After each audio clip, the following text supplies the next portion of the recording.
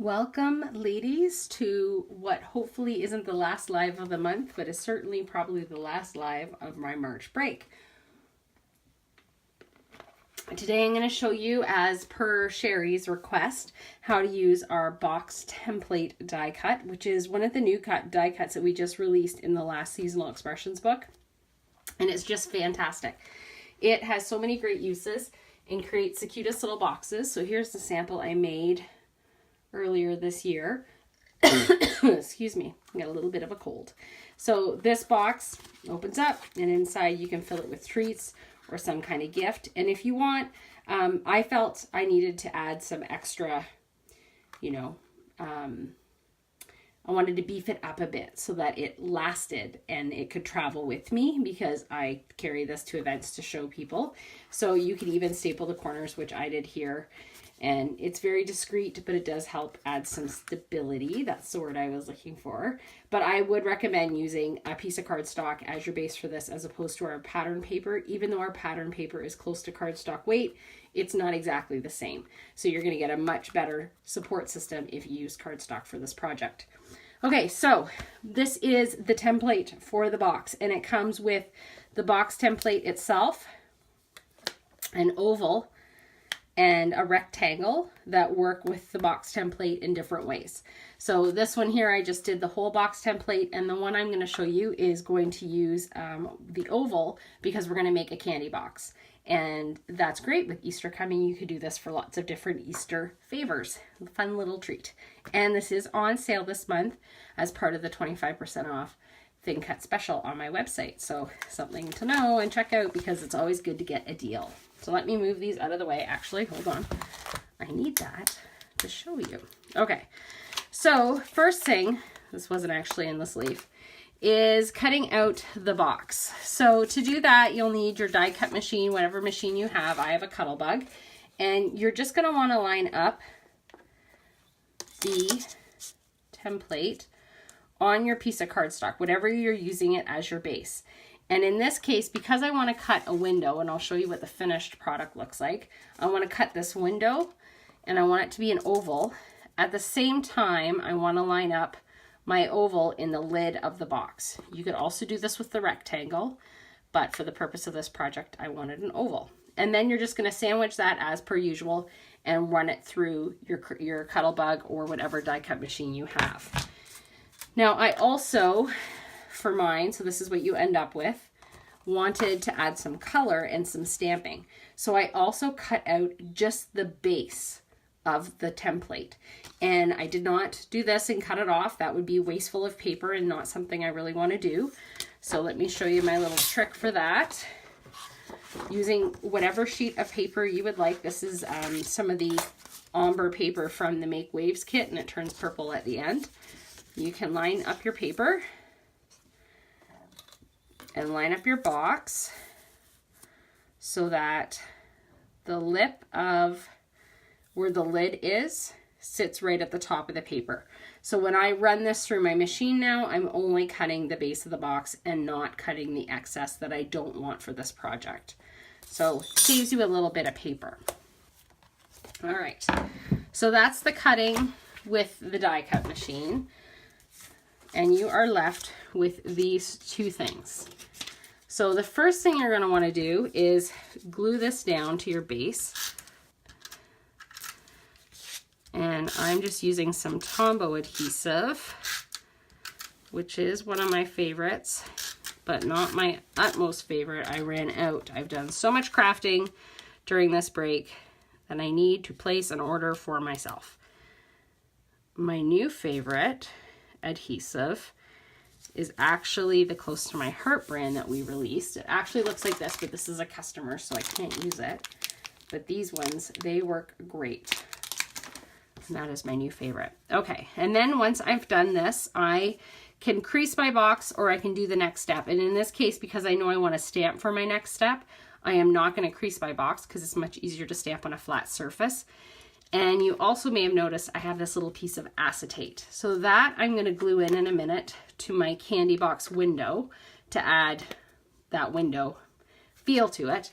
And that's just regular overhead projector. If anybody works in a school and has access to that kind of stuff, most schools don't use overhead projectors anymore. So you might be able to score some like I did very inexpensively and use it for all sorts of fun craft projects. All right, so to the top of my box, I am gonna do some stamping because it's very plain and white and I wanna do some fun stuff. So I've got my Memento ink. I've got one of our Shin Hand Touch markers, the Tender Pink, and to add some fun, I've got our shimmer pen in Bashful. This as well came out in the last seasonal expressions and is only available for the next month. So if you haven't bought the Bashful yet, do not miss out. It is fantastic. So I'm gonna stamp a little flower stamp. This is from this flower from the Make Waves scrapbooking stamp set, and it has the mermaid. This is what it looks like. It's a gorgeous stamp set, and this little flower is part of that. And if you've never done random stamping before, a few tips as we do this is to stamp in a triangle pattern and be sure that you're not afraid to stamp off your surface. That is what will help make it look more natural. Also make sure you turn your image because you don't want it to look forced. So there's my stamping. I'm actually gonna quickly grab a green marker too. And then I can do some coloring. So my Shin Hand has two ends. It's got a fine tip and a fat tip. And I'm just gonna color some of these flowers in. I may not do them all because you guys don't want to watch me color forever on here, and I want to make sure I do a nice job, but I will color a few. The Shin Hand markers are so nice to color with. They're very smooth and they absorb beautifully into the paper, and they are a beautiful bright color, which is really nice when you're doing coloring. Add some green. All right, and then I am going to glue in my acetate. I'm going to remove any excess. Now here's one of the things I love about tape adhesives is when I glue on that, any excess goes onto my mat, but then I can just run my finger around and push back any adhesive onto the paper itself so it doesn't actually transfer onto my clear acetate. And then I'm going to glue that in. Boop, boop, boop. And there I have the beginnings of my candy box. So at this point, I can start folding my edges because I need those nice and well folded. And you'll see there's score lines from when you made your box. So the folding itself is actually really easy to do. You just follow all the score lines all the way around. If you have our bone folder or another similar product from another company, that will also help make your folds nice and firm. But I almost messed up my fold here, and I think it's because my acetate's in the way. There you go. If you want help, you can also use your blocks. So if you want to add a nice crisp fold to anything, your acrylic blocks are also a great tool to use for folds. So you don't even have to own anything special. Oh, fumbly fingers. Okay, so now I folded all my lines. I'm gonna add some glue to these edges because they are what holds on to the box. And I'm gonna glue this sweet little candy box together.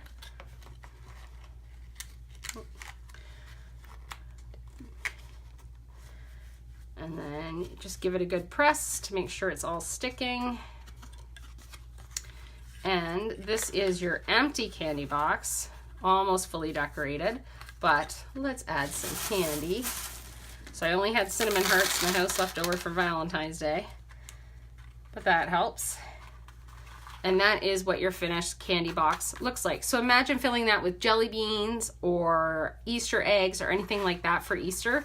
They make great favors. The acetate is really staticky, so something's sticking to it. But that is the template box in our die cut selection. So 25% off that box until the end of this month. And that's just one of the many cute things you can make with the box template.